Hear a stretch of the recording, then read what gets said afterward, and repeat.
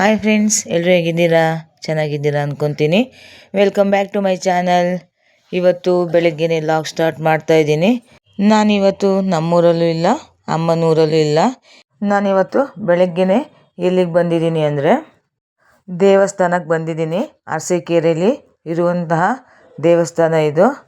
ಯಾವ ದೇವಸ್ಥಾನ ಅಂದ್ಕೊಂಡ್ರಾ? ಬನ್ನಿ ತೋರಿಸ್ತೀನಿ. ನಾವು ಬಂದಿದ್ದು ಅಯ್ಯಪ್ಪ ಸ್ವಾಮಿ ಟೆಂಪಲ್ಗೆ ಬಂದಿದ್ವಿ.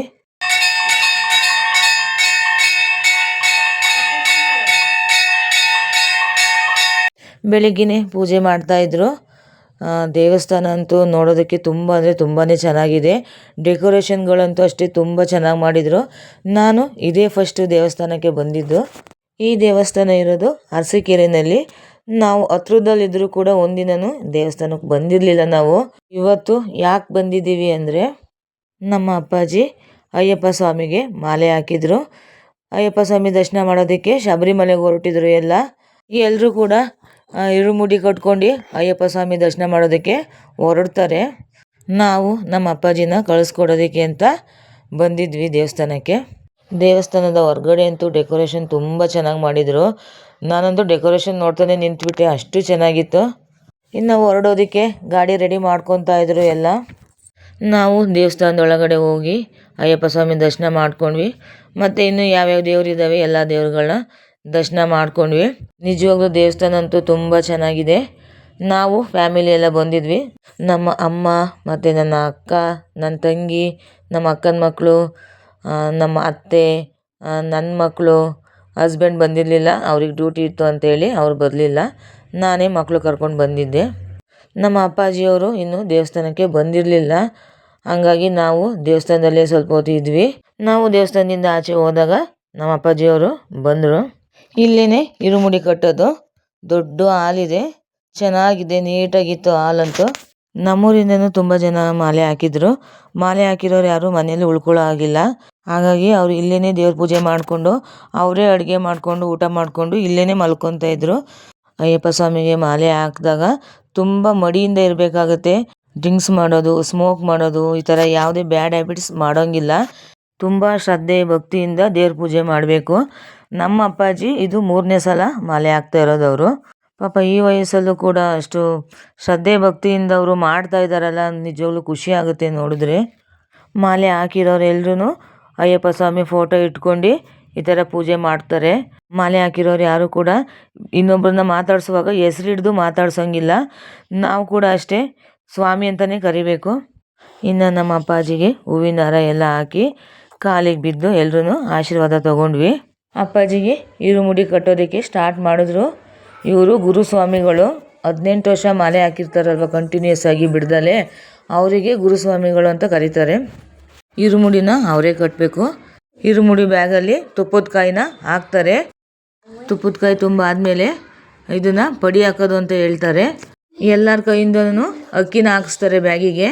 ಅಲ್ಲಿ ಬಂದಿರೋರು ಎಲ್ಲರೂ ಕೂಡ ಅಕ್ಕಿ ಹಾಕಿದ್ರು ಬ್ಯಾಗಿಗೆ. ನಾವು ಕೂಡ ಅಕ್ಕಿ ಹಾಕಿ ಆಶೀರ್ವಾದ ತಗೊಂಡ್ವಿ.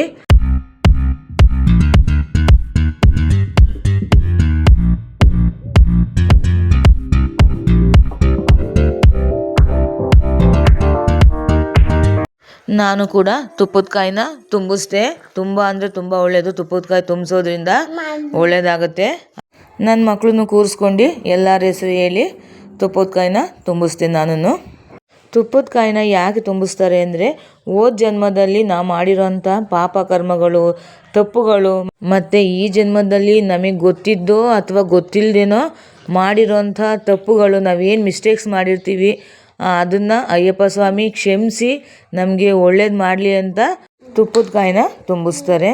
ನಾವು ತುಂಬಿಸಿ ತುಪ್ಪದ ಕಾಯಿನ ದೇವ್ರ ಹತ್ರನೇ ತಗೊಂಡೋಗ್ತಾರೆ. ಅಯ್ಯಪ್ಪ ಸ್ವಾಮಿ ಆಶೀರ್ವಾದನೂ ನಮಗೆ ಸಿಗುತ್ತೆ. ಅಲ್ಲಿ ಮಾಲೆ ಹಾಕಿದಂತಹ ಎಲ್ಲ ಸ್ವಾಮಿಗಳು ದೇವರ ಹಾಡನ್ನ ಆಡ್ತಾ ಅಷ್ಟು ಭಕ್ತಿಲಿ ಮುಳುಗೋಗ್ಬಿಟ್ಟಿದ್ದಾರೆ. ತುಂಬ ಜನ ಮಾಲೆ ಹಾಕಿದ್ರು.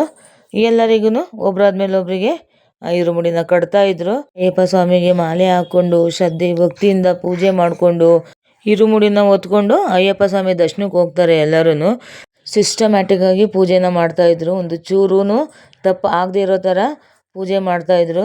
ನನಗಂತೂ ನಾನು ಬಂದಿದ್ದಕ್ಕೂ ಸಾರ್ಥಕ ಆಯಿತು ಅನ್ನಿಸ್ತು. ಅಷ್ಟು ಚೆನ್ನಾಗಿತ್ತು ಮಾತ್ರ ಪೂಜೆ ಎಲ್ಲ. ಫೈನಲ್ ಆಗಿ ಇರುಮುಡಿ ಕಟ್ಟಿದ್ದೆಲ್ಲ ಮುಗೀತು. ಇನ್ನೇನು ಹೊರಡ್ತಾರೆ.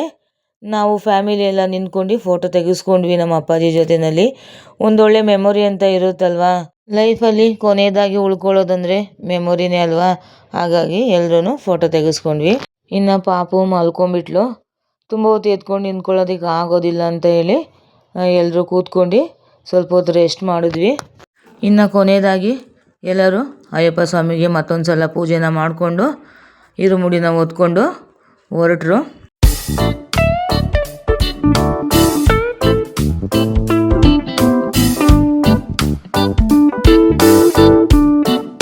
ಹೊರಡೋದಕ್ಕೂ ಮುಂಚೆ ಮತ್ತೊಂದು ಸಲ ಎಲ್ಲರೂ ದೇವಸ್ಥಾನದ ಒಳಗಡೆ ಹೋಗಿ ಅಯ್ಯಪ್ಪ ಸ್ವಾಮಿಗೆ ನಮಸ್ಕಾರ ಮಾಡ್ಕೊಂಡು ವ್ಯಾನ್ ಹತ್ರ ಹೋದರು ಎಲ್ಲರೂ. ವ್ಯಾನ್ ಹತ್ತೋದಕ್ಕೂ ಮುಂಚೆ ಫಸ್ಟು ವ್ಯಾನಿಗೆ ಪೂಜೆನ ಮಾಡಿಬಿಟ್ಟು ಆಮೇಲೆ ವ್ಯಾನ್ ಹತ್ತುತ್ತಾರೆ. ಜರ್ನಿ ಮಾಡುವಾಗ ಏನು ಪ್ರಾಬ್ಲಮ್ ಆಗಬಾರ್ದು ಅಂತ ಅಯ್ಯಪ್ಪ ಸ್ವಾಮಿನ ಬೇಡ್ಕೋತಾರೆ. ಹಾಗೆ ಹಾಕ್ಕೊಂಡಿದ್ದಂಥ ಹೂವಿನ ಹಾರಗಳನ್ನೆಲ್ಲ ಅದು ಹಾಕ್ಕೊಂಡು ಕೂತ್ಕೊಳ್ಳೋದಕ್ಕೆ ಆಗೋದಿಲ್ವಲ್ಲ, ಅದಕ್ಕೆ ಎಲ್ಲ ವ್ಯಾನಿಗೆ ಕಟ್ಬಿಟ್ಟಿದ್ದಾರೆ ತೆಗ್ದು. ನನಗೆ ಇನ್ನೊಂದು ಆಶ್ಚರ್ಯ ಅನಿಸಿದ್ದು ಏನು ಗೊತ್ತಾ, ಇವರು ಹೊರಡೋ ಟೈಮಿಗೆ ಕರೆಕ್ಟಾಗಿ ಆಕಾಶದಲ್ಲಿ ಹದ್ದು ಹಾರಾಡ್ತಾ ಇದೆ. ಅಯ್ಯಪ್ಪ ಸ್ವಾಮಿ ಹದ್ದಿನ ರೂಪದಲ್ಲಿ ಆಗಲೇ ದರ್ಶನ ಕೊಟ್ಟರು ಅವರಿಗೆ. ಆವಾಗಲೇ ಗಾಡಿ ಮೂವ್ ಮಾಡಿದ್ರು ಮುಂದಕ್ಕೆ. ನನಗೆ ನಿಜ ಆಶ್ಚರ್ಯ ಅನಿಸ್ಬಿಡ್ತು. ಸೊ ಫೈನಲಾಗಿ ಎಲ್ಲರೂ ಶಬರಿಮಲೆಗೆ ಹೊರಟರು ಅಯ್ಯಪ್ಪ ಸ್ವಾಮಿ ದರ್ಶನ ಮಾಡೋದಕ್ಕೆ. ನಾವು ಕೂಡ ಅವ್ರನ್ನ ಕಳಿಸ್ಕೊಟ್ಟು ಹೋಟೆಲ್ಗೆ ಬಂದ್ವಿ. ಊಟ ಟೈಮ್ ಆಗೋಗಿತ್ತು, ಮಕ್ಕಳು ಊಟ ಮಾಡಿರಲಿಲ್ಲ.